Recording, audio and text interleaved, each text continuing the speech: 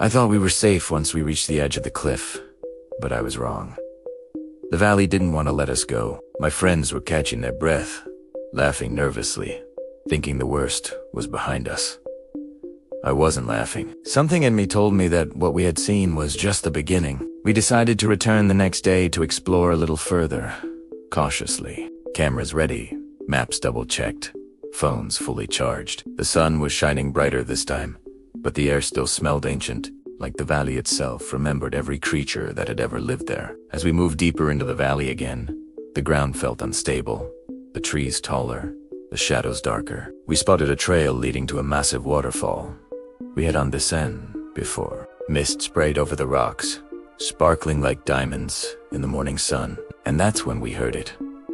A low, resonant roar, but different, this time closer, sharper, and more intelligent. We crouched behind boulders and watched. Emerging from the mist were two massive triceratops, their horns glinting, stomping the ground, shaking dust into the air. They were grazing peacefully, but then a shriek echoed from above. Pterodactyls dived, their wings casting massive shadows across the valley floor.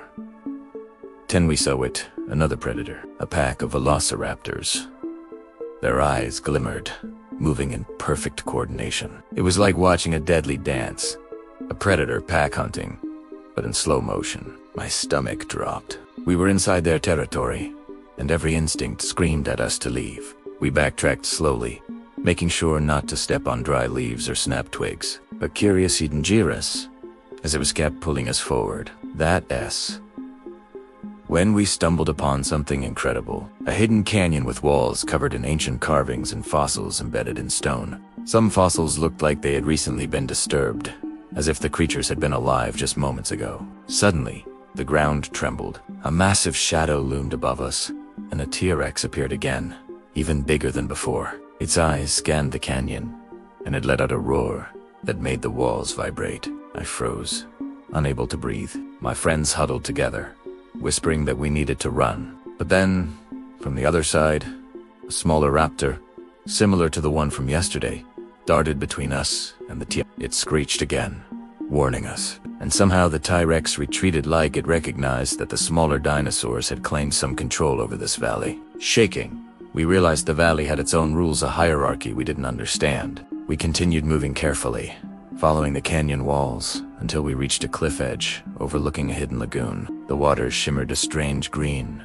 reflecting the silhouettes of flying creatures circling above. Some had nests along the cliff sides, feeding their young. We sat there for what felt like an eternity, watching, documenting, trying to memorize everything. Every sound, every movement felt alive, like the valley itself was breathing. Then my friend noticed markings near the lagoon. More carvings. Night brings the hunters. Do not linger. Our stomachs twisted. Nightfall in this valley was a sentence we did not want to face. We retraced our steps, but the shadows were longer now, moving unnaturally. The roars multiplied, echoing off the canyon walls. Something followed us. Something that didn't walk, didn't run, but glided silently behind the trees. We made it to the cliff once again, exhausted, hearts pounding. Looking back, the valley seemed serene from a distance, hiding the dangers within. But one thing was certain: we had uncovered a world untouched by time, but it had claimed its guardians. That night, in our tents, far from the valley, we reviewed our footage. Something caught my eye. A faint silhouette moving along the cliff in every frame. Even when we were running, it wasn't any creature we had seen. It wasn't human. It was watching, waiting. Still, I don't know what it was, and I hope I never find out.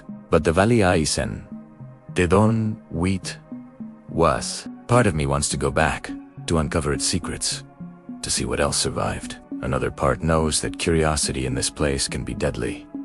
People ask me if the valley was real. I show them the footage, the carvings, the footprints, but I never tell them about the shadow that followed us all the way down the cliff, and the feeling that it might still be watching, waiting for the next explorers foolish enough to enter.